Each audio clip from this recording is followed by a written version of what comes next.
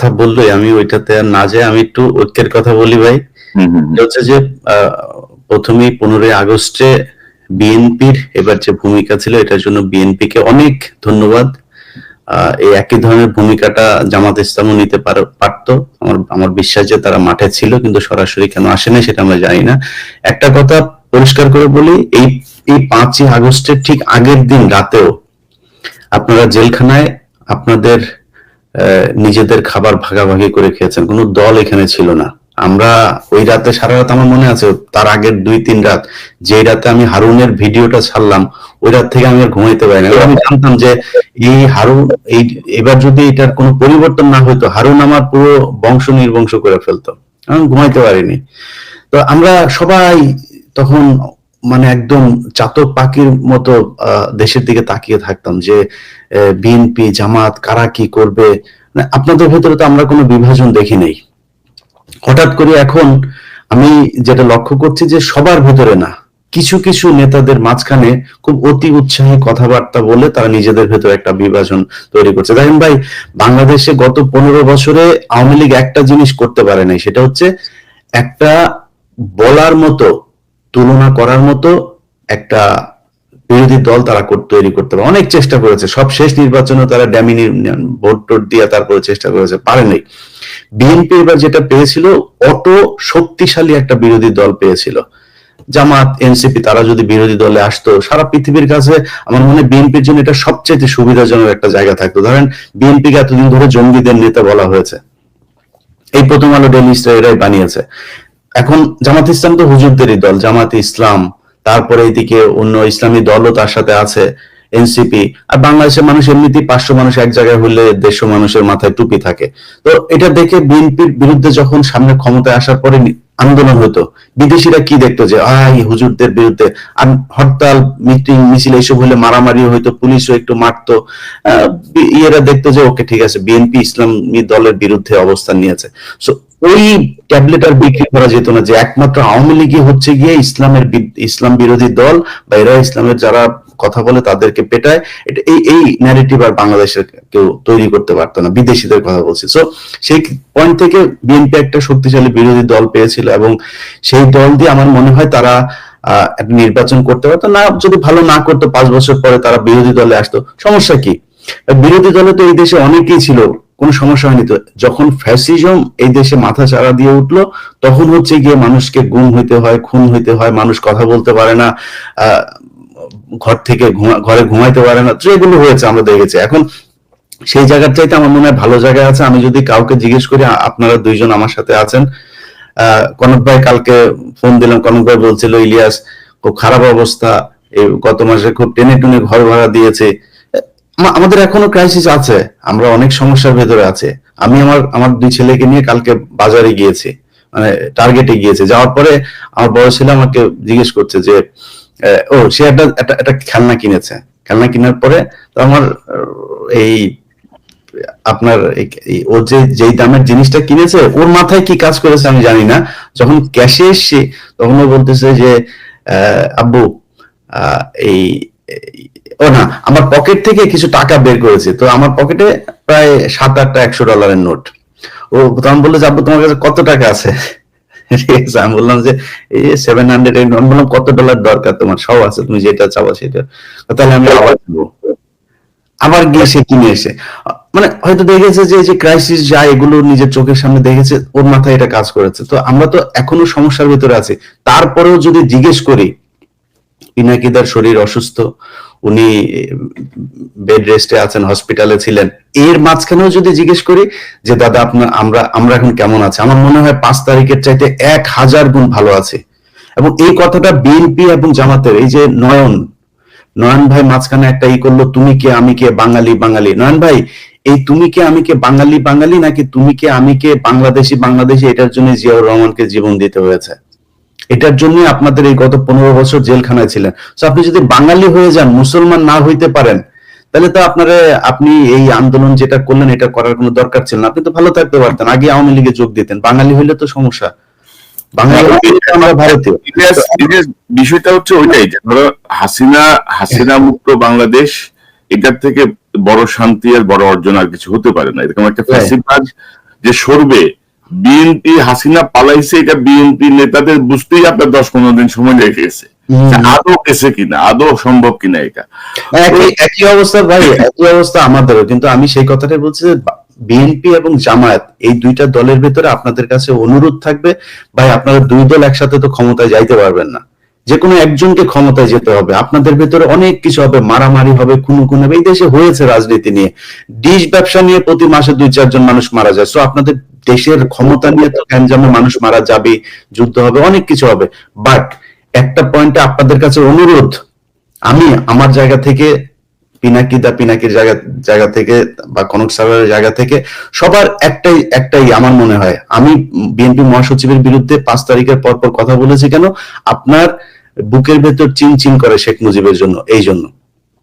অতএব আওয়ামী লীগ এবং ইন্ডিয়ার জায়গাতে যদি আপনারা টাচ না করেন, অন্য যা বিষয় নিয়ে আপনারা সারাদিন বিরোধ করেন, একবার আপনারা আসবেন, একবার ওরা আসবে, বা এইভাবে চালান, তারপরেও ভালো থাকবেন। এখন কিন্তু কেউই ক্ষমতা নাই, বিএনপিও নাই ক্ষমতায়, আর জামাতও নাই। সো তারপরেও ভালো আছেন, অন্তত এইটুক ভালো থাকবেন, ঘরে ঘুমাইতে পারবেন, পুলিশ আপনার বাসায় যায় না, এখন গুম হওয়ার ভয় নাই, শেখ হাসিনার মতো তুলে নিয়ে যাবে না যে কোনো সময়। সো এই জায়গাগুলো অন্তত আল্লাহর কাছে শুকরিয়া করেন। এবং দুইটা দলই আপনাদের কাছে অনুরোধ, এই কাদা ছুড়াছুড়ি, এবং এনসিপি কেও বলবো যে কেউ কারোর বিরুদ্ধে কাদা ছুড়াছুড়ি বাদ দিয়ে একটা পয়েন্টে আসেন, ভোট হবে এই দেশে, ভোট নিয়ে কোনো ভয় নেই, ভোট হইতেই হবে। সো প্রস্তুতি নেন, ভোটে আপনাকে মানুষ ভোট দিবে, ভোট হবে কি হবে না এটা নিয়ে চিন্তা ভাবনা করার দরকার নেই।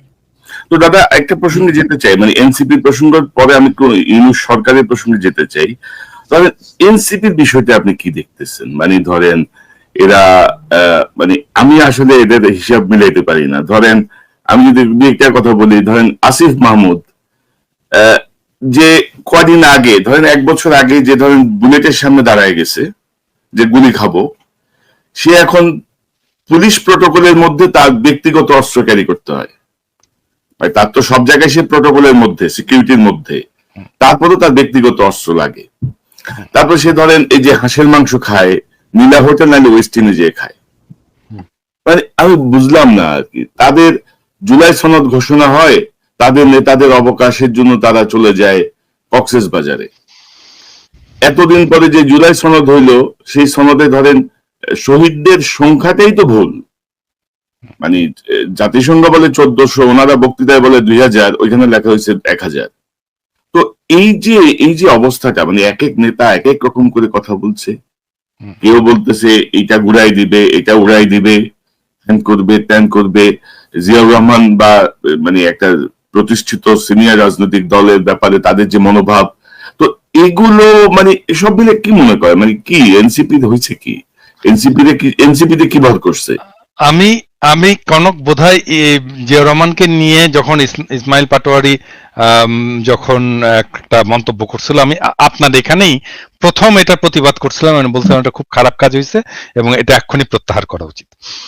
আসিফ প্রসঙ্গে বলি আর কি, আসিফ প্রসঙ্গে তো আমার ফেসবুকে এসে সবাই আসিফ কিছু করলেই আমাকে এসে ধরে, আসিফ কিছু করলে আমাকে এসে, আপনি কিছু বলেন। আসিফের বক্তব্যটা একটু শুনো নাকি আমরা, হাসির বক্তব্যটা? না আমি শুনছি, আপনি দর্শকদের জন্য আলোচনা করছে এটা। কিছু মনে করি ভাই, আসিফ গুলিস্তানে যায় খাবে, এটা হচ্ছে নীলা হোটেল এবং ওয়েস্টিন আর কি। আচ্ছা আচ্ছা, আমি একটু বলি, মানে এটা আমার দর্শকদের, এটা ইলিয়াস জানে আর কি, মানে বিষয়টা ইলিয়াস খুব পুরোপুরি জানে ঘটনাটা, যে আসিফের সাথে আমার কি সম্পর্ক এবং আসিফকে আমি কি চোখে দেখি। মানে আসিফ যখন প্যারিসে আসলো আর কি, ওকে যখন আমি প্রথম দেখলাম, ও ছিল প্রথম মানুষ যে এই বিপ্লবী ছাত্রদের একজন প্রতিনিধি। হ্যাঁ, ও যখন আমার সামনে আসলো, আমি এটা বিশ্বাস করতে পারিনি যে আমি আসিফকে দেখতেছি। আমি ওকে জড়ায় ধরলাম এবং জড়ায় ধরে কাঁদতে শুরু করলাম। হ্যাঁ, এবং কান্না, এবং আসিফও ঠায় দাঁড়ায় থাকলো। আমি জানি না আমি কতক্ষণ কাঁদছিলাম, বোধহয় 10-15 মিনিট কাঁদছিলাম। আসিফ ঠায় দাঁড়ায় থাকলো এবং আমার এই কান্নার এটা একটা ছবিও বোধহয় আছে, আমি আপনাকে দেবো, ইলিয়াস, কনক। তো আসিফ আমার কাছে হচ্ছে বিপ্লবের ফিজিক্যাল এমবডিমেন্ট, যে আমার কাছে আসছিল, যাকে আমি টাচ করতে পারছি, ছুঁইতে পারছি, ধরতে পারছি, ভালোবাসতে পারছি। তো একটা একটা আমার সাথে, আপনারা জানেন যে আমি খুবই ইমোশনাল মানুষ, এবং সেই অর্থে আসিফের সাথে আমার একটা খুব ব্যক্তিগত ইমোশনাল একটা সম্পর্ক আছে। হ্যাঁ, খুবই ব্যক্তিগত ইমোশনাল সম্পর্ক আছে, এবং ইলিয়াস জানে যে আসিফকে আমি কম বকাবকি করি না, প্রচন্ড বকাবকি করি। মানে এই ছাত্রদের মধ্যে দুইজন আমার বেশি বকাবকি খায়, প্রথম আসিফ আর নাম্বার 2 হচ্ছে হাসনাত। এবং আমি কিন্তু চেষ্টা করি সবসময় যেন আসিফ কোনো ভুল না করে, কোনো মিস্টেক না করে, ওকে কাউন্সেল করা, ওকে শেখানো, ম্যানেজমেন্ট শেখানো। আমি এগুলো ছোটখাটো অনেক বিষয়ে তাকে সাজেশন দিই। ছোট ছেলে, এখন ধরেন যদি কেউ বলে যে মানে আপনি আশকারা দিয়ে দিয়ে আসিফকে এরকম করছেন, বলতে পারে, যদি বলে, হ্যাঁ, কিন্তু আমি আসিফের প্রতি ওই স্নেহ, ওই ভালোবাসা, ওইটাকে আমি সবসময় নার্চার করব। আমি আসিফের এই কথাটা বলাটা ঠিক হয়নি, এই যে আমি ওয়েস্টিনে যাই, এই কথাটা বলাটা ঠিক হয়নি, এবং আমি কিন্তু সত্যি খুব রাগ করছি আসিফের উপরে এই কথাটা বলাতে। কারণ কি জানেন, আমি আসিফকে খুব স্পেসিফিক্যালি এই ব্যাপারে, মানে আমার ছোট ভাই যদি মন্ত্রী হতো, আমি ওকে যেভাবে, বা ইভেন আমার ছেলের বয়স তো আসলে আসিফ, কিসের ছোট ভাই, আমার ছোট ভাই তো অনেক বড়। আমার ছেলে যদি হতো, মন্ত্রী হতো, আমি তাকে যেভাবে তাকে ধরে ধরে ধরে ধরে ধরে ধরে শেখাতাম, আমি আসিফকে কিন্তু এই বিষয়গুলো শিখিয়েছি। আমি কিন্তু ওকে বলছি যে আসিফ, তুমি তোমাকে খুব মিনিমালিজমের উপরে চলতে হবে, খুব অল্প জিনিসে তোমাকে তৃপ্ত থাকতে হবে, খুব বেশি জিনিস, তুমি যখন ভাত খাবে একটা তরকারি দিয়ে ভাত খাবে, একটার বেশি তরকারি নিবে না। আমি বলছি কেন নেবে না, কারণ তোমার দেশের মানুষ একটার বেশি তরকারি দিয়ে ভাত খেতে পারে না, তুমি তার জীবনটা বুঝতে পারবা না তুমি যদি এটা না করো, তুমি এই কাজটা করো। আমি কিন্তু এক্স্যাক্টলি এই কথাটা বলছি। এবং যখন আমি দেখলাম যে আসিফ বলতেছে যে আমি ওয়েস্টিনে যাই, আমার খুব খারাপ লাগছে, আমি খুব বেদনাহত হয়েছি মানে এটাতে, আসিফের এই কথাতে।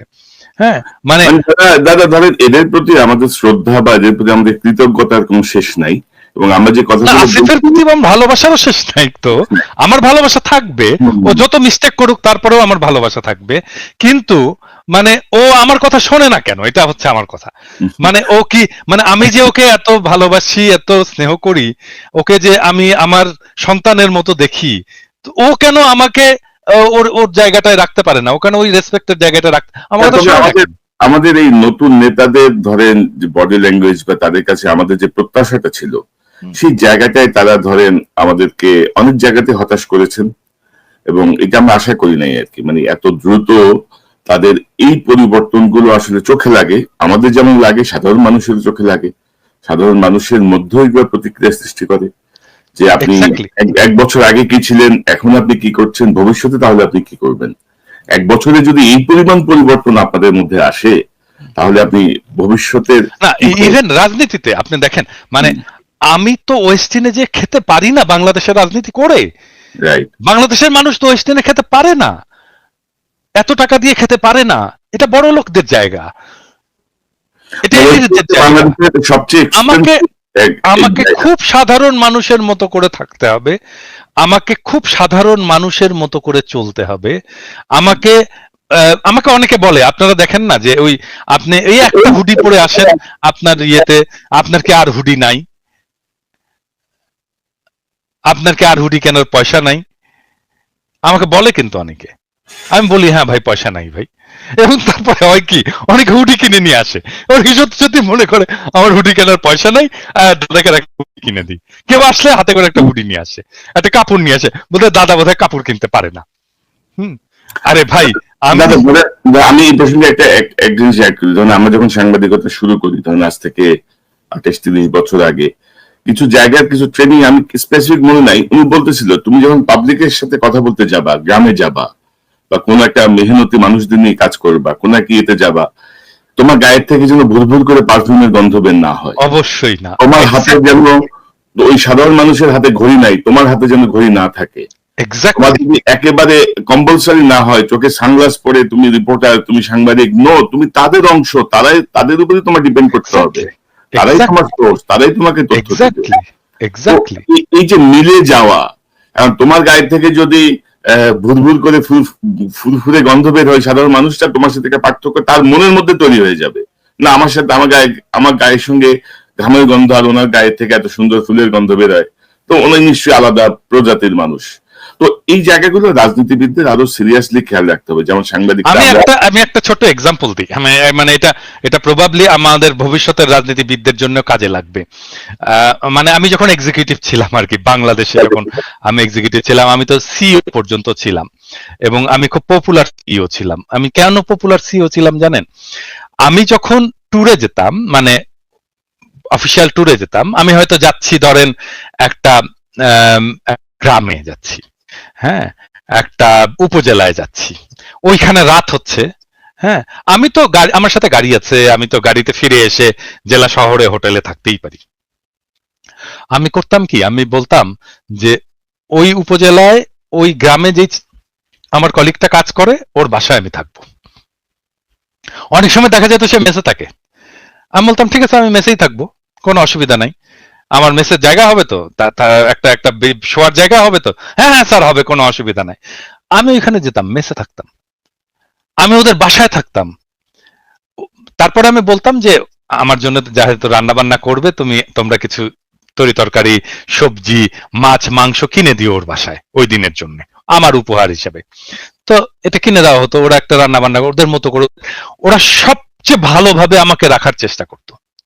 কিন্তু আমি যেটা পেতাম, হ্যাঁ, আমি কিভাবে থাকতাম সেটা বড় কথা না, আমি যেটা পাইতাম, আমি দেখতাম ও কিভাবে থাকে, ও ও কি খায়, ওর বাসাটা কেমন, কত বড়, ওর কিচেনটা কত বড়, ওর ওয়াইফ কে, ওয়াইফ কি করে, ওর ওয়াইফের স্বপ্ন কি, ওর বাচ্চাটা কেমন, ওর বাচ্চার খেলনা আছে কিনা, হ্যাঁ, ওর বাচ্চা কি খেলে, ওর বাচ্চা কি পড়ে, ওর বাচ্চার পড়ার বইগুলো কি, ওর বাসায় বই আছে কিনা, হ্যাঁ, ওর বাসাটা কতটুকু ধরেন ক্রমশ ধরেন আমরাও আশা করি যে তাদের অভিজ্ঞতা বাড়বে, তাদের বিষয়গুলো বুঝতে পারবেন, মানুষের সঙ্গে কিভাবে যেতে হয়, কিভাবে, মানে নেতা মানে নেতা না, তো নেতা তো তুমি তাদেরই অংশ।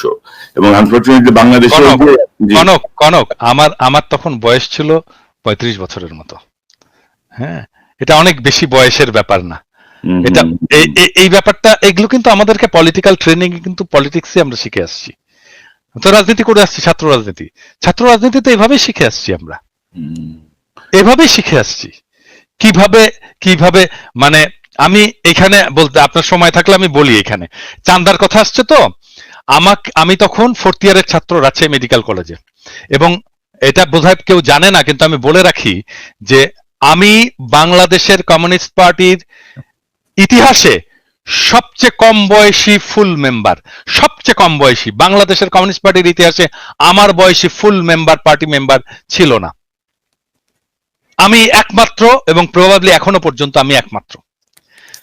তখন আমি 4th ইয়ারের ছাত্র, পার্টির ফুল মেম্বার। তো আমাকে ওই সময় 88 সালে একটা বন্যা হয়েছিল বাংলাদেশে, পুরো বাংলাদেশে বন্যা হয়েছিল, রাজশাহীতেও বন্যা হলো। আমাকে পার্টি দায়িত্ব দিল যে আমাকে চারঘাট এলাকায় বন্যার ত্রাণ চালাইতে হবে, মানে ওখানে খাবার নিয়ে যেতে হবে, কাপড় নিয়ে যেতে হবে, ওগুলো করতে হবে। তো আমি বললাম যে কিভাবে করব, বললো এটা তোমার উপরে, মানে আমি বললাম যে আমার রিসোর্স কোথায়, টাকা পয়সা কোথায়, তোমার উপরে, মানে আমাকে চিন্তা করতে হবে আমি কিভাবে আমার এই করব, আমার এই রসদ জোগাড় করব এবং ওখানে নিয়ে যাব। আজকে আমি বলতে পারি আমার চালানো ত্রাণ কর্মকাণ্ড আমাকে পার্টি থেকে একটা পয়সা দেয়নি, একটা পয়সা না। আমার চালানো ওই ত্রাণ কর্মকাণ্ড চারঘাটের মানুষ প্রবাবলি এখনো মনে করতে পারবে যে ওই মেডিকেল কলেজের একটা ছেলে এখানে এসে ত্রাণের কাজ চালাই গেছে। কিভাবে করছি জানেন? আমি চিন্তা করলাম যে আমি করবো কি, আমার কাছে কোনো টাকা পয়সা নাই, আমি করবোটা কি? তো চিন্তা করে বের করলাম যে আমি যে লোকালিটিতে থাকি মেডিকেল কলেজের আশেপাশে, ওইখানে বাসায় বাসায় গেলাম আর কি, যে বললাম যে ভাই আমি মেডিকেল কলেজের ছাত্র, চেনেন তো আমাকে, আমি চারঘাটে ত্রাণ করতে যাব, কালকে যাব, তো আপনি সকালবেলা যে রুটি বানান না, আপনি 2টা রুটি এক্সট্রা বানায়েন, আমি সকালবেলা আসবো, নিয়ে যাব রুটিটা। তো এরকম বলে আসলাম অনেকগুলো বাসায়। পরের দিন আমি ভাবছি আর কতগুলোই বা রুটি দেবে, 4-5টা বস্তা টস্তা নিয়ে, ব্যাগ ট্যাগ নিয়ে আমরা গেছি করতে। তারপরে যেয়ে দেখি ওরে মা, কিসের 2টা রুটি, 20টা রুটি বানায় রাখছে একটা বাসা, হ্যাঁ, কেউ খিচুড়ি ভরে হাড়ি ভরে খিচুড়ি রান্না করে রাখছে, বিশাল ব্যাপার। পরে আমাদেরকে ভ্যান ভাড়া করতে হইলো, ভ্যান আলা আসলো, ভ্যান আলাকে বললাম ভাই আমার কাছে কিন্তু পয়সা নাই, বললো কিচ্ছু লাগবে না ভাই, তোলেন এগুলোর উপরে। ভ্যানে তুললাম, ভ্যানে তুলে চারঘাটের বাসে গেলাম, বাসের উপরে তুললাম সমস্ত ত্রাণের জিনিসপত্র। বাসওয়ালাকে বললাম, ভাই আমার কাছে কিন্তু পয়সা নেই ভাই।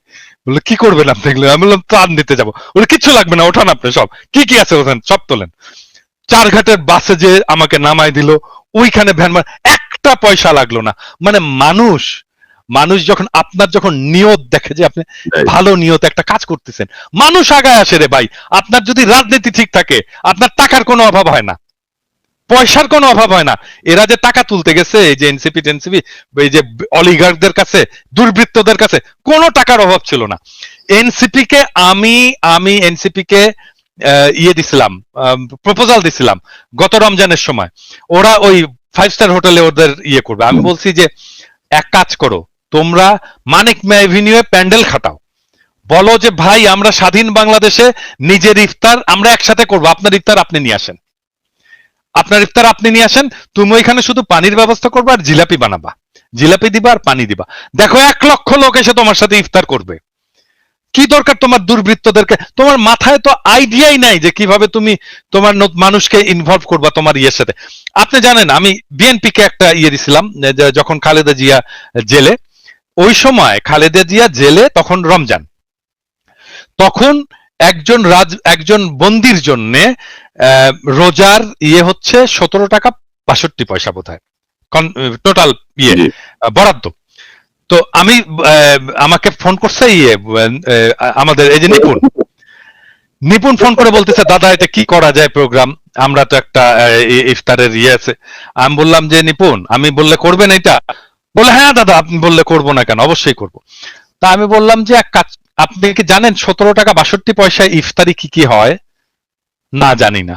আপনি জানেন না আপনার নেত্রী এই টাকার ইফতারি খায় মধ্যে বসে, জেলখানার মধ্যে বসে? তা আপনি তো জানেনই না 17 টাকা 62 পয়সার কি ইফতারি হয়। এক কাজ করে, আপনি ডাক দেন বাংলাদেশের আপনার বিএনপির কর্মীদেরকে, ডাক দেন যে ভাই আসেন, আমার নেত্রী 17 টাকা 62 পয়সার ইফতারি খায়, আমি 17 টাকা 62 পয়সা দিয়ে ইফতারি কিনবো, দেখবো কি হয়, ওইটা নিয়ে আসবো, নিয়ে এসে জেলখানার সামনে বসে ইফতারি করব।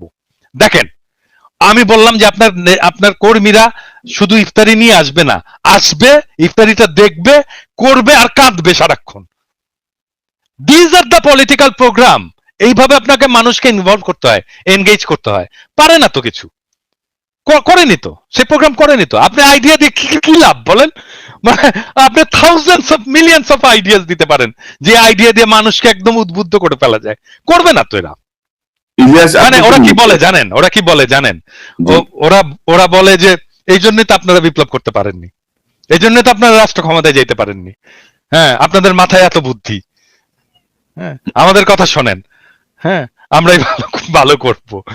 ইলিয়াস, আপনার পর্যবেক্ষণ কি? ধরেন এনসিপি নিয়ে আনমিউট করেন ইলিয়াস, এবং যে বিষয়গুলো আসছে, পাশাপাশি ধরেন আরেকটা বিষয় আমি আপনার সঙ্গে অ্যাড করি, যে মিডিয়া মনে হচ্ছে যেন বিএনপি আর এনসিপির পিছনে লেগে আছে। আওয়ামী লীগ কিন্তু মোটামুটি মিডিয়ার মানে নাগালের বাইরে চলে গেছে। 5 তারিখের আগে কিংবা পরে এই সমন্বয়কদের সাথে আমাদের একটা চমৎকার একটা সম্পর্ক ছিল। মাঝখানে আমি এই চাঁদাবাজি নানান ধরনের অনিয়ম এগুলো নিয়ে এমন কেউ নেই যাকে পেয়েছি। মানে 5 তারিখের পরে আমি মনে করেছিলাম কি বাংলাদেশটা বোধহয় একটা জর্জিয়া কিংবা এই টাইপের খুব মানে শতভাগ একটা মানে শৃঙ্খলা একটা রাষ্ট্র হিসাবে বোধহয় প্রতিষ্ঠিত হইতে যাচ্ছে। তো এটা দেখলাম পরে ভুল।